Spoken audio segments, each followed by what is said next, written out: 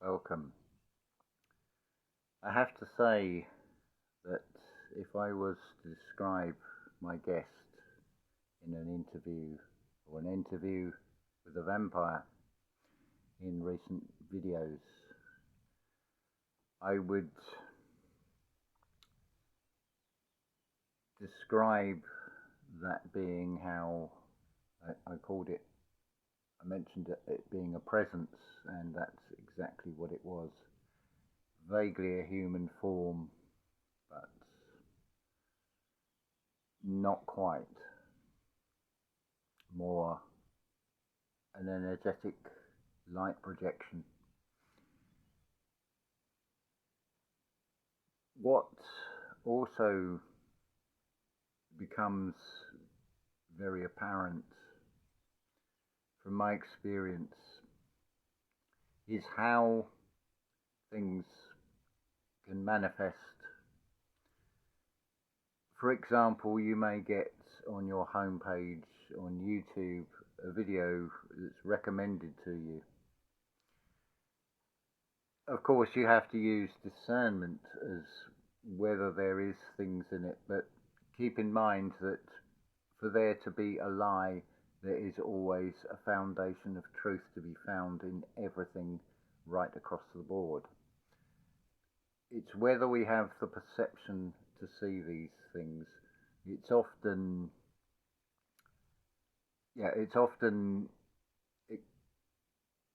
put as a question that if a tree in the woods falls and nobody hears it, does it make a sound? We could put that into a far more modern day context of if you are out and about,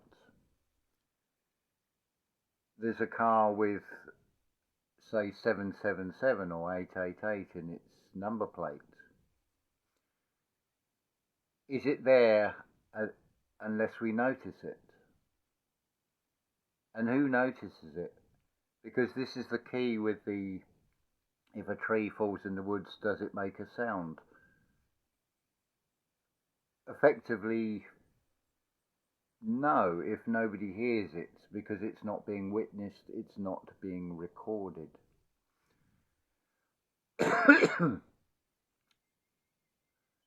Something that is beautifully unfolding in so many aspects. Firstly, is a pattern. The evening and the morning was the first day, so that implies that the night comes before the daytime. When you get to day 4 in Genesis, it talks about the lights, the signs in the sky, and so on. You have a pattern of the darkness comes first, followed by the light, but the darkness has lights in it for you to observe and to interpret from what you feel.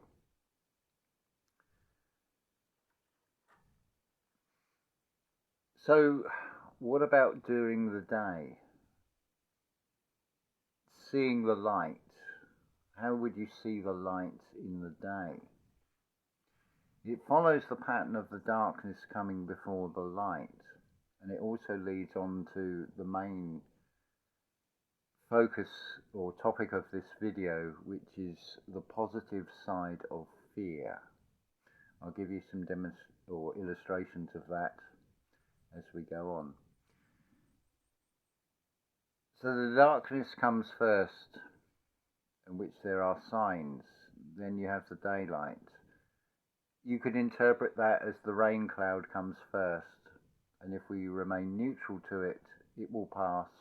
It may or may not rain, or it may just pass over, and then you'll get either white clouds or nice blue sky and sunshine coming through.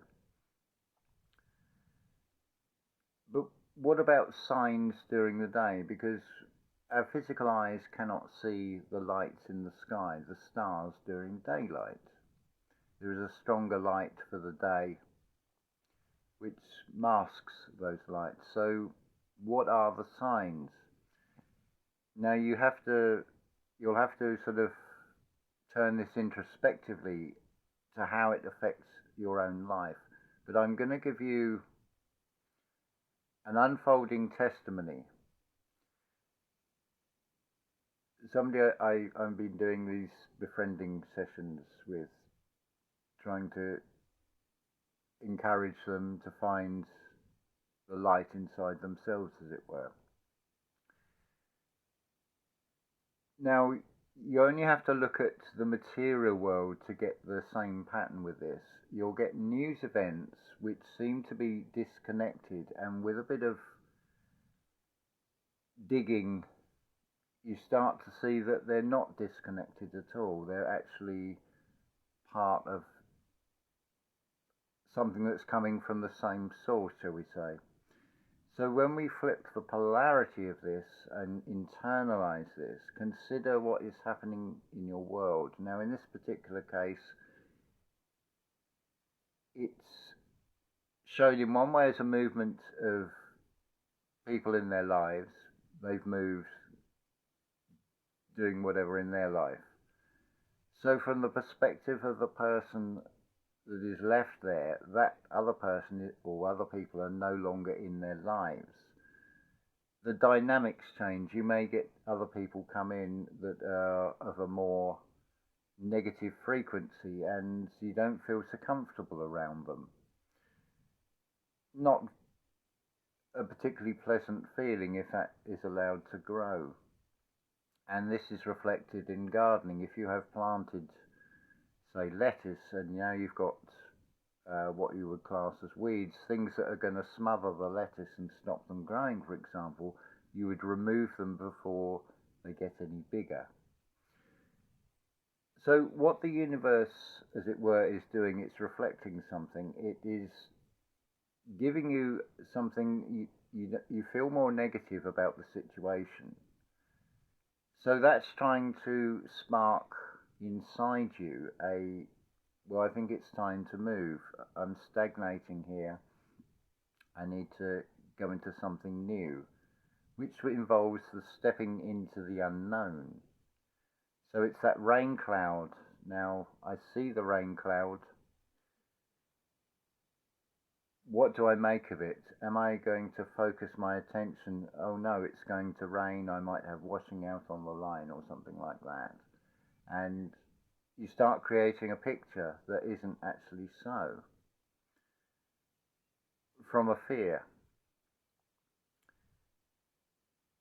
Now, added to that, you'll get disjointed or disconnected sequences of things. You might start seeing and noticing car registration numbers with consecutive numbers like the 777 or 888, things like that. The key here is to understand the language. One, you've got consider, why did you notice that? What prompted you to see those numbers? Has anybody else seen it? It's like the tree falling in the woods. Does it make a sound? It's the witness, the observer, but what sparks it in you that you notice these things? But consider that is connected to the feeling of I don't want to live here because the dynamics have changed. Now it's giving a message that is actually connected in a numeric code, for example, in that particular case, if it's car registrations.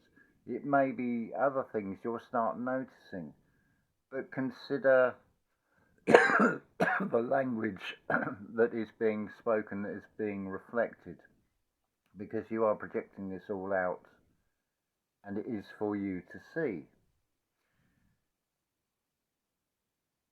So they appear to be disconnected, but the one is sort of, so we call it God, and God speaks with a child, is like a childlike wonder, a childlike nature to it all.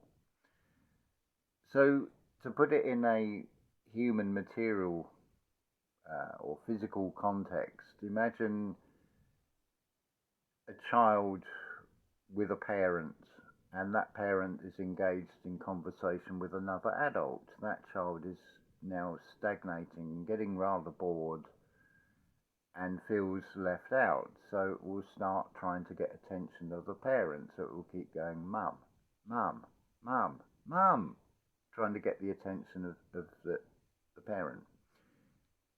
And you wonder why you see repeated number sequences. That's exactly what it is doing. It will keep trying to get your attention, trying for you to say, I keep seeing 1111, for example.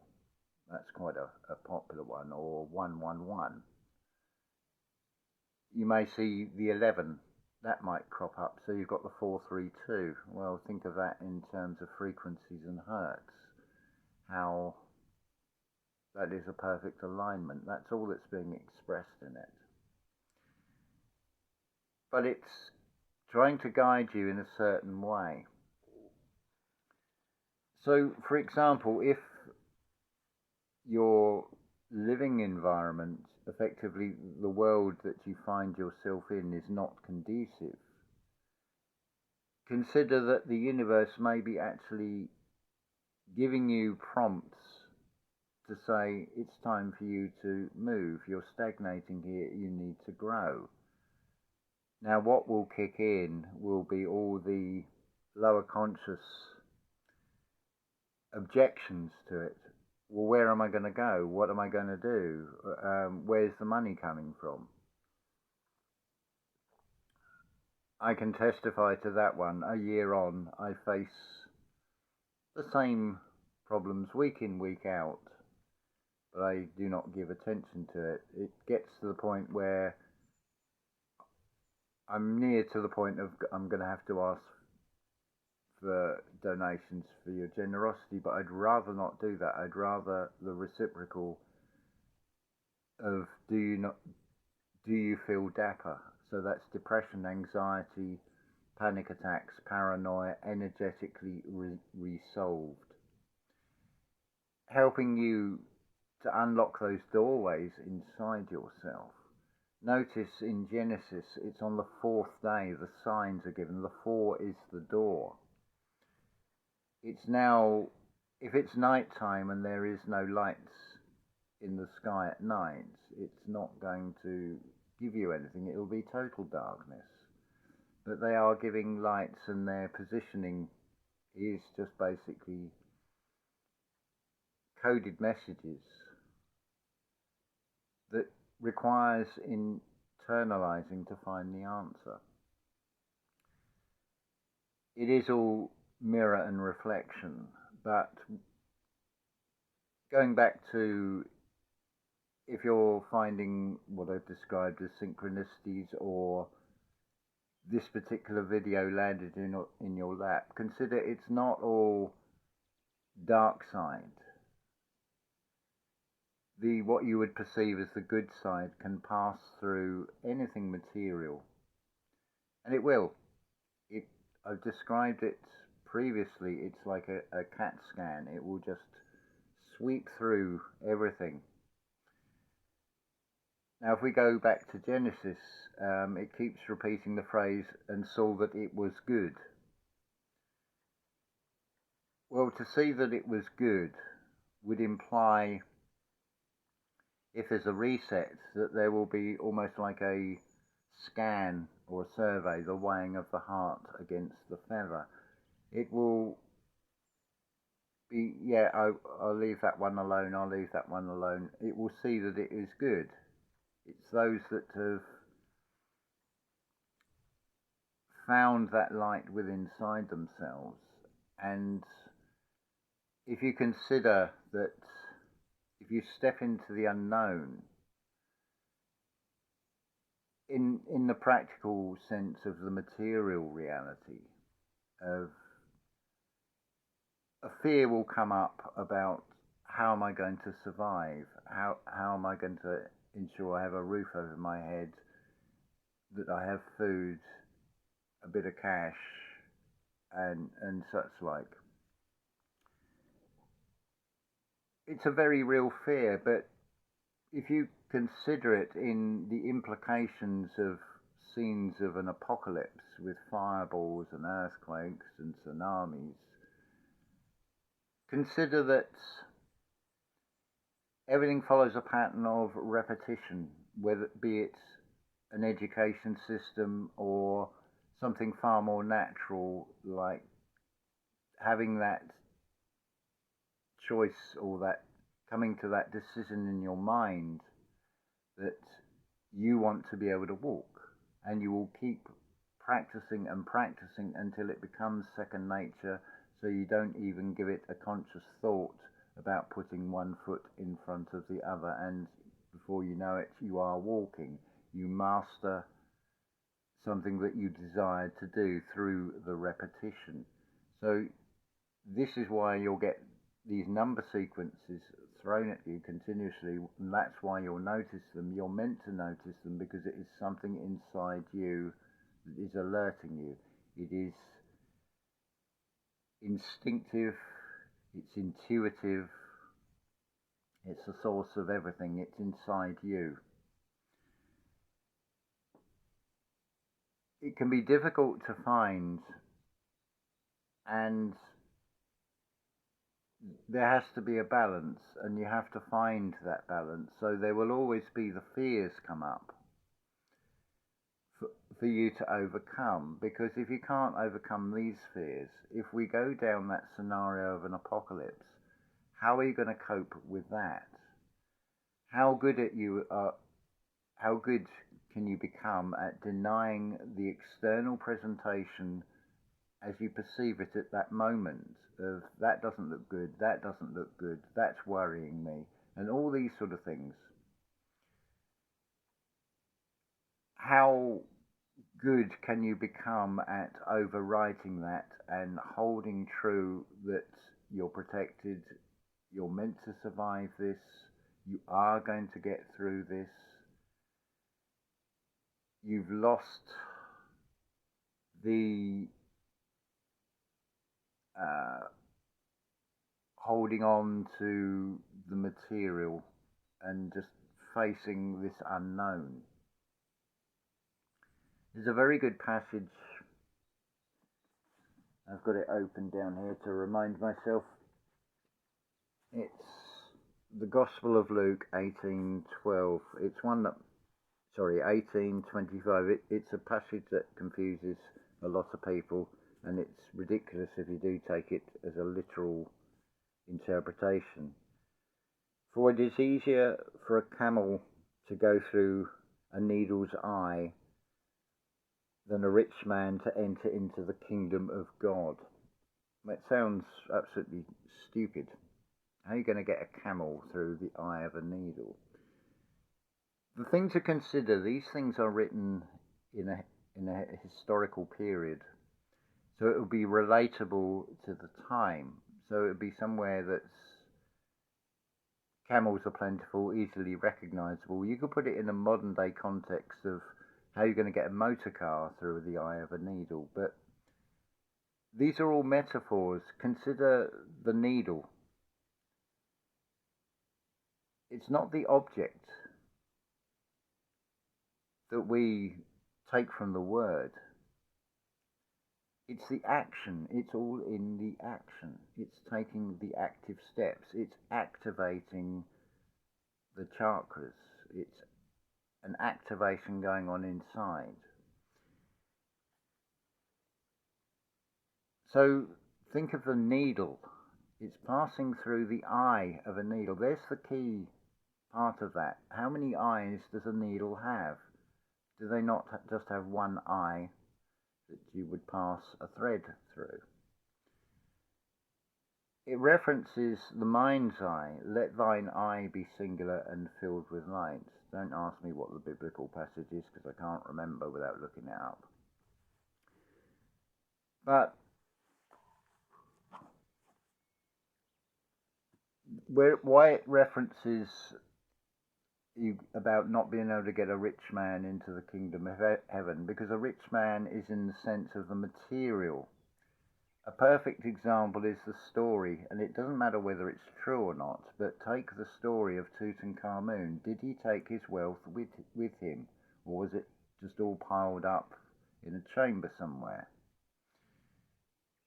A rich man will have concerns and want to take all those worldly possessions, those material possessions with him. And of course, what comes with that will be worry, fear of loss, fear of losing all that you've gained, all that you've accumulated. So that sets up a negative frequency in the mind. That is what stops you passing through the eye of the needle. It is about stepping into the unknown. It is about facing your fears, because it is building up to something far bigger that has the potential. Everything has potential. It could appear to be something rather unpleasant.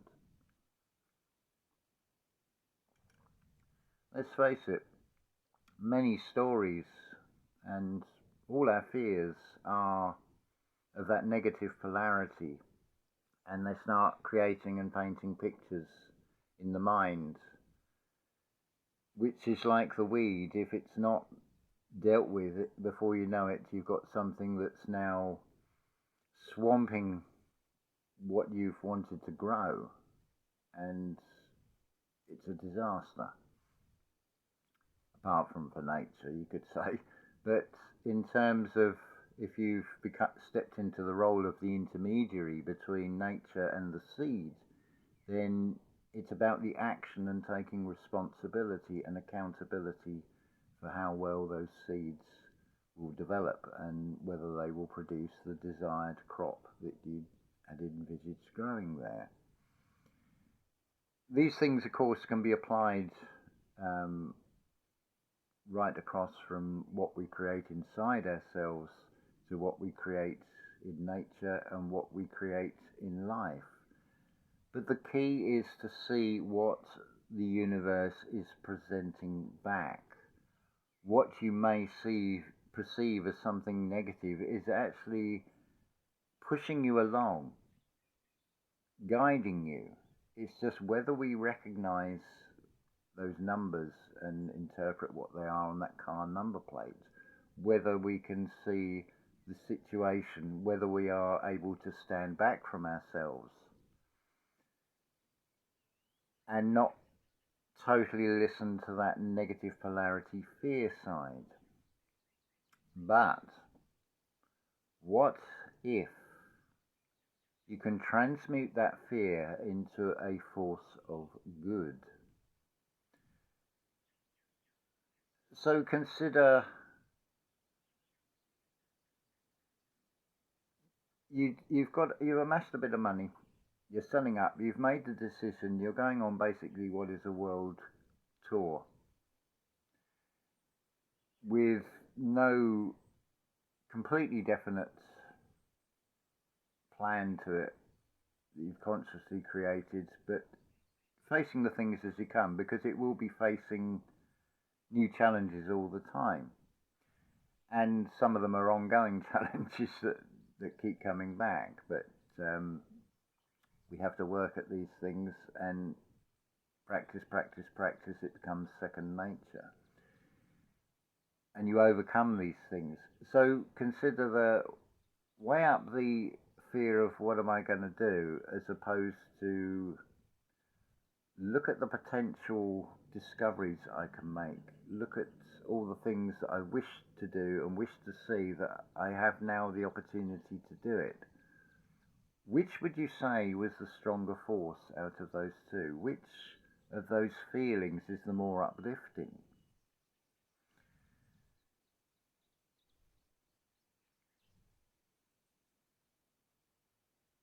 I can give you, yes, I can give you, it's just come back into my mind. I can give you another example of this, and it's one that I can testify to because it's in feeling. And it, like I said, this force can permeate through everything. It's not restricted to time. Imagine you're going to an evening concert in a theatre, and at any moment during that performance, there may be an air raid. That may be the last concert you ever go to. You won't see it. You could burn to death in this building.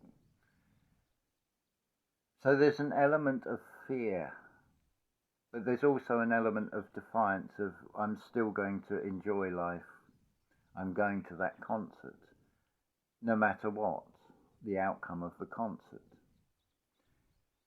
These are recordings by a conductor called Wilhelm Furtwängler with one of the Berlin orchestras, probably the Berlin Philharmonic, who are giving performances under these conditions. And from my experience, listening to various recordings subsequent, made in the 60s, 70s, 80s and so on, nothing surpasses these recordings because it has that added element of fear that is overcome, that I feel comes through, that adds to the atmosphere, but of course it's not in the sound as such in the recording, but I can definitely feel it. So I would point to that as another example of how fear can be turned to a force of good, because you can acknowledge it, you can feel it, but you can transmute it, and it's, well, I'm not having this. I'm going to stand in my power. I'm going to the concert because I'm going to go out with a bang, not with a whimper, as it were, in a small way. And of course, with a concert, you have the added effects of there being many other people. So think how the energy will rise exponentially. So that fear will rise and grow as much as that excitement will grow. But where you place your emphasis and your perception and what you feel, imagine if you were in that concert hall, how would you feel to be in that situation where at any moment there could be an air raid and that is it? There is nothing else for this physical experience. And it may be the building collapsing on you. It may be you're caught in the flames. You may be trodden by other people as their animalistic survival side kicks in and you get trampled. Not pleasant scenarios, but this is an historical thing that actually happened. Not once either, more than once. So I feel there's a lot to be internalized from all these things that are presented. I mean, why would I have got these recommendations come through for these particular videos, for example? What is the source of that is presenting that to me, and what is it presenting? I feel it's been highly valuable, and I hope that sort of gives you a way to, maybe I need to go back and check again and look at your own life, look at the situation. Many that I speak to are not happy in where they are, the location they're in. They're not doing the thing they wish to do. But what is stopping you doing it? Ultimately, what is stopping you doing it? I'm not saying it's easy, but consider and weigh up that these are all a series of tests along the way that's leading somewhere. So if we can't measure up and stand in our power inside ourselves, in the broader picture, are quite trivial. But at the same time, they're not trivial, and especially in the moment when you're feeling those sensations, of course. I acknowledge I've got that feeling inside myself now. But I have to hold with what has already been shown to me that I've had a year's proof. So why would it not continue? The only thing that would stop that from continuing is me overriding it with allowing that fear to burst out of control. And then, of course, that will be fed by doubt and worry. So that is hopefully a glimpse into what this reality is doing, what it's about. If you haven't listened to Archaic's channel, what Jason concludes about this Christ being and the story of that and what that is, it, it's like the activation of the Great Pyramid, something going on internally. As without, so within is equally true as within, so without. That was the sort of real message from this interview with a vampire. Pyre is fire. It's an internal fire. As I've said before, as much as anything else, the Great Pyramid is an architectural representation of human physiology. So there's an activation that goes on within that. Consider how that is an external reflection. So another way of describing it is the Kundalini rising, the birth from above, the activated pineal gland, and so on and so on. Just different ways of describing the same thing. But with everything, it's taking active steps, and this is why I'm in the position I'm in, because I have to put myself through this. I can't talk about this as a concept. I have to talk about this through it being an ongoing experience, because it is all in the moment. It's not something that happened thousands of years ago. It's in the now, it's in the moment. So it's, as I've put in video descriptions, the story as it unfolds. And it's a fantastic journey, despite all the feelings of fear and such like, and the daily concerns. It's far outweighed by what is coming through. And again, my own personal experience of this is this interaction with this Eunice and now this other being, which I very much didn't recognize, even in the form that it showed itself.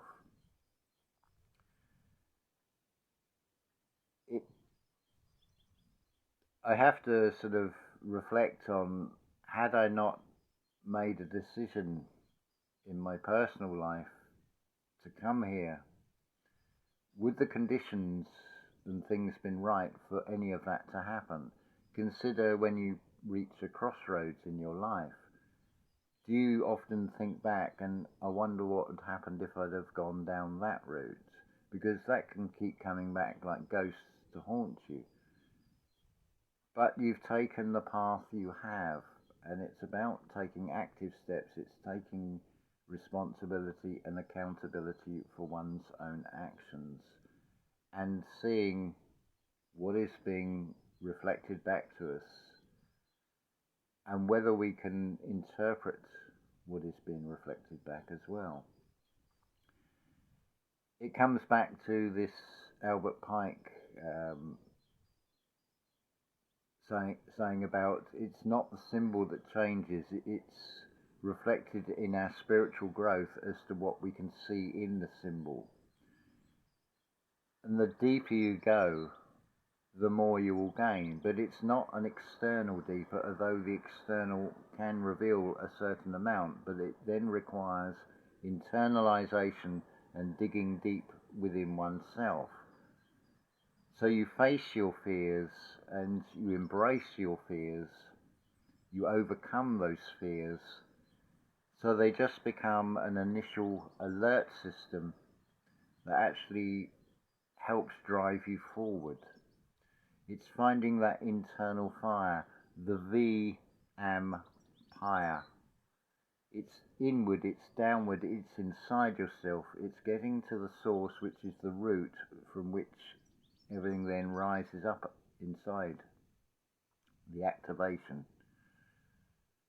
So I hope that has brought some clarity. I apologise this has run on rather long. I never know how long these videos are going to go, but bringing in all these little ingredients and things and multiple ways of seeing things, it comes back to, as Jason says, if something is true, then it must be true if it can be seen from multiple angles. And also the Beethoven, Es muss sein, must it be, it must be, is another way of expressing this.